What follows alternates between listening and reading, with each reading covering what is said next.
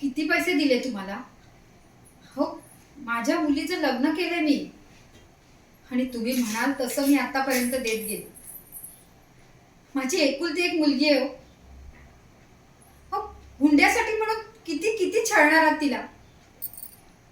एवढी शिकली सवरलेली मुलगी माझी आणि आणि तुम्ही ती काय ऐकत नाही हो तुमचं. जेवण करणं, घरात कपडे, भांडी सगळं सगळं ती करते. आज तिला सगळे संस्कार दिलेत मी. लहान असताना तिचे वडील गेले. पण सगळ्यात हुशार असूनही आज तुमच्यासारख्याच्या घरात माझ्या मुलीला मी दिली. माझ्या मुलीची काय चूक आहे?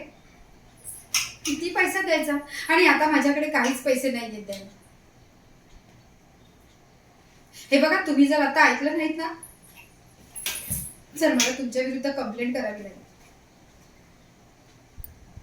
माझ्या मुलीला काहीही त्रास होता कामा नये. कळलं?